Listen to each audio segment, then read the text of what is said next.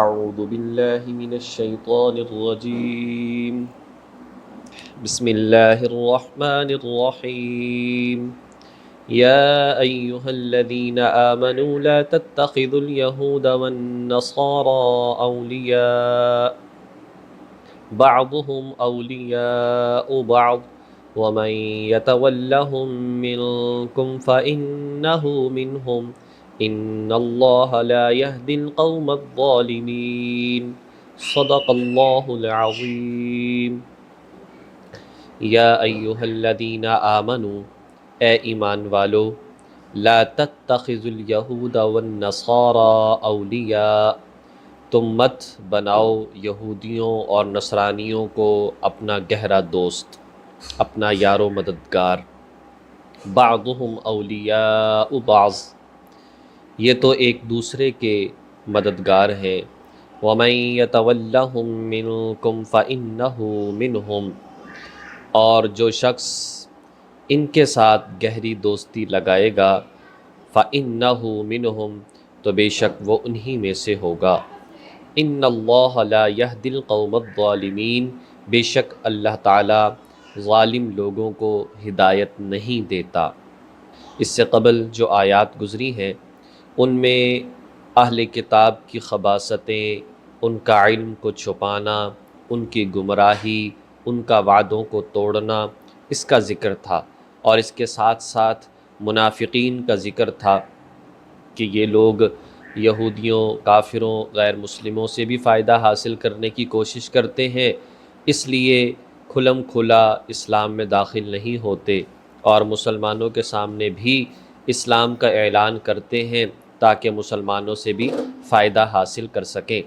تو اس کی ممانعت اور برائی بھی بیان کی گئی کہ ایسا کرنا، دو رخی پالیسی اختیار کرنا جائز نہیں ہے، درست نہیں ہے، بہت بڑا گناہ ہے۔ اب اس کے بعد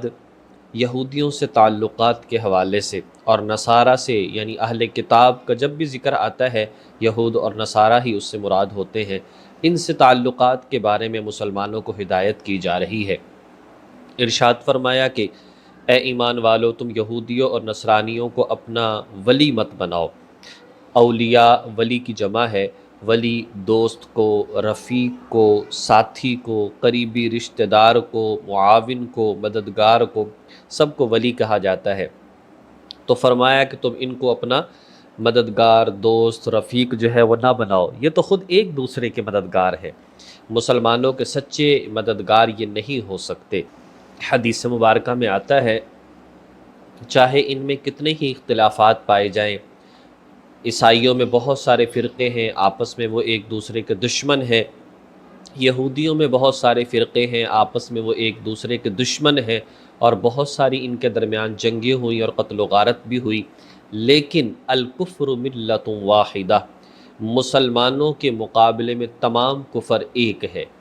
جب مسلمانوں سے مقابلے کی باری آئے گی تو پھر ان کے اپنے اختلافات ختم ہو جائیں گے اور یہ مسلمانوں کے خلاف سب ایک ہو جائیں گے۔ اس لیے ہمیں درس اور سبق یہ دیا کہ ان کے ساتھ جو ہے ایک گہرا تعلق یہ جائز نہیں ہے۔ گہرا تعلق، اس آیت کریمہ کو سمجھنے کے لیے ہمیں سورہ آل عمران جو ہے اس کی آیت نمبر 28 کو دیکھنا چاہیے۔ سورہ آل عمران کی آیت نمبر 28 میں بیان فرمایا لا يتخذ المؤمنون الکافرین اولیاء من دون المؤمنین، کہ تم مسلمانوں کو چھوڑ کر کافروں کو اپنا دوست مت بناؤ۔ وَمَن يَفْعَلْ ذَلِكَ فَلَيْسَ مِنَ اللَّهِ فِي شَيْءٍ إِلَّا أَن تَتَّقُوا مِنْهُمْ تُقَاةً، اگر تم یہ دیکھو کہ تمہارے پاس کوئی بچنے کا راستہ نہیں ہے، ان کی طرف سے کوئی فتنہ، ان کی طرف سے کوئی نقصان پہنچنے کا اندیشہ ہے، ظلم ہونے کا اندیشہ ہے، تو ارشاد فرمایا کہ إِلَّا أَن تَتَّقُوا مِنْهُمْ تُقَاةً، صرف اس ظلم سے بچنے کے لیے تم ایک اوپر سے ظاہر کر سکتے ہو کہ ہم تمہارے دوست ہیں، ہمارا تمہارے ساتھ تعلق ہے، لیکن یہ اسی وقت تک ہے جب تک کہ وہ ڈر اور وہ ظلم اور وہ خطرہ زائل نہیں ہو جاتا۔ جب وہ زائل ہو جائے گا تو قطعاً ان کے ساتھ جو ہے اس کا اظہار جائز نہیں ہے۔ اس لیے یہ بات سمجھنے کی ہے کہ اگر غیر مسلم براہ راست مسلمانوں سے جنگ نہیں کر رہے تو پھر ان کے ساتھ کچھ نہ کچھ تعلقات جائز ہیں، جس کی تفصیل ابھی میں ذکر کرتا ہوں۔ لیکن اگر وہ مقابلے میں موجود ہیں پھر کسی قسم کا تعلق دکھانے کے لیے بھی ان کے ساتھ تعلق جو ہے وہ جائز نہیں ہے۔ جگہ جگہ قرآن کریم میں اس بات کو بیان فرمایا ہے کہ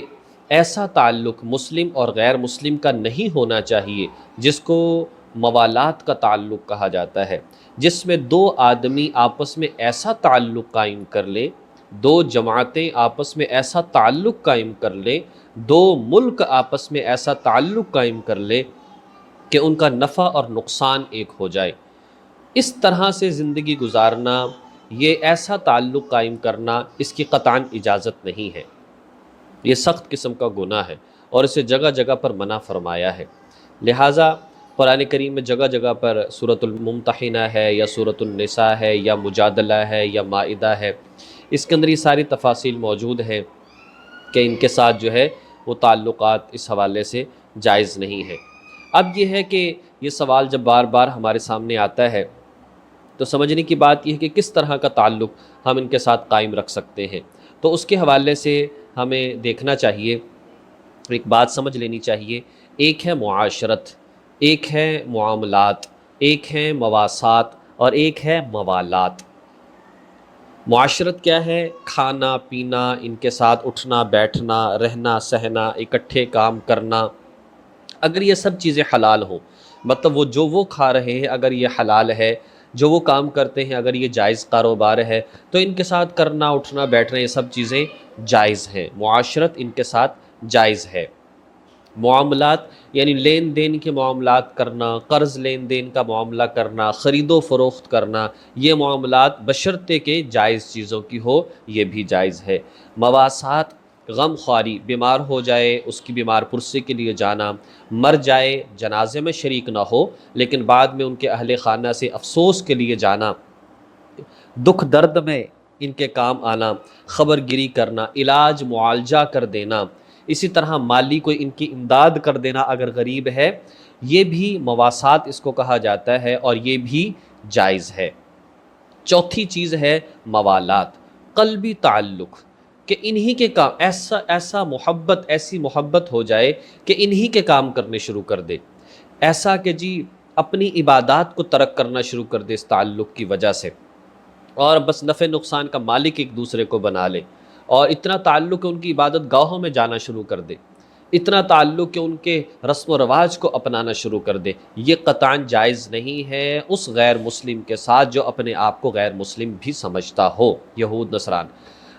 دوسری بات آ جاتی ہے مرزائیوں کی، قادیانیوں کی، ان کے ساتھ تو موالات بھی جائز نہیں ہے، ان کے ساتھ بالکل بھی نہ بیمار پرسی جائز ہے، نہ ان سے تعلق جائز ہے، نہ غم خواری جائز ہے، نہ ان کی کسی قسم کی مدد جائز ہے، ذرہ برابر، اس لیے کہ یہ عام کافروں میں نہیں آتے، یہ زندیق کافروں میں آتے ہیں، اور ان کے حوالے سے فیصلہ یہ ہے کہ ان کے ساتھ جو ہے کسی قسم کے تعلقات جو ہیں وہ نہیں رکھے جائیں گے۔ تو یہ بات واضح ہو گئی کہ ہم غیر مسلموں سے کیسے تعلقات جو ہیں وہ رکھ سکتے ہیں۔ حضرت ابو موسیٰ اشعری رضی اللہ تعالی عنہ نے ایک یہودی کو اپنا کاتب رکھ لیا، کوئی بات ہوتی اس سے مطلب لکھواتے، کہیں خط بھیجنا ہے یہ کرتے۔ حضرت عمر فاروق رضی اللہ تعالی عنہ کو پتہ چلا تو آپ نے بڑا غصہ فرمایا اور فرمایا کہ تم نے ایک غیر مسلم کو اپنا رازدار بنا لیا، ظاہر ہے کہ اسے لکھواؤ گے، وہ تو ایک رازدار ہوا کرتا ہے جو اپنے خطوط لکھا کرتا ہے، لہذا خبردار کوئی مسلمان جو ہے وہ تلاش کرو، غیر مسلم کو رازدار نہیں بنایا جا سکتا، حالانکہ ویسے تعلقات اور ویسے جو ہے ان کے ساتھ معاملات وہ بالکل جائز تھے۔ تو ساری بات کا خلاصہ ہی نکلتا ہے، ارشاد فرمایا کہ تم غیر مسلموں کو اپنا دلی دوست نہ بناؤ جس سے تمہاری زندگی متاثر ہونا شروع ہو جائے، باقی ان کے ساتھ معاملات رکھ سکتے ہو جبکہ وہ معاملات جائز اور حلال ہوں۔ اگر تم نے غیر مسلموں کے ساتھ موالات والا تعلق رکھا، وَمَن يَتَوَلَّهُم مِّنكُمْ فَإِنَّهُ مِنْهُمْ، تو پھر تمہارا شمار انہی میں سے ہوگا، آخرت میں حشر انہی کے ساتھ ہوگا اور انجام بھی دوزخ والا انہی کے ساتھ ہوگا۔ اور ان اللہ لا يهدي القوم الظالمین، اللہ تعالیٰ ظالموں کو ہدایت نہیں دیتا، جو اللہ کے حکموں کو چھوڑ کر ان کو پس پشت ڈال کر اپنی مرضی سے تعلق قائم کر رہا ہے، گویا کہ اپنے پر ظلم کر رہا ہے، اور اللہ پاک ایسے ظالموں کے ساتھ پھر خیر والا معاملہ نہیں فرماتا۔ اللہ پاک ہمیں ان باتوں کو سمجھ کر عمل کرنے کی توفیق نصیب فرمائے۔ وآخر دعوانا ان الحمد للہ رب العالمین۔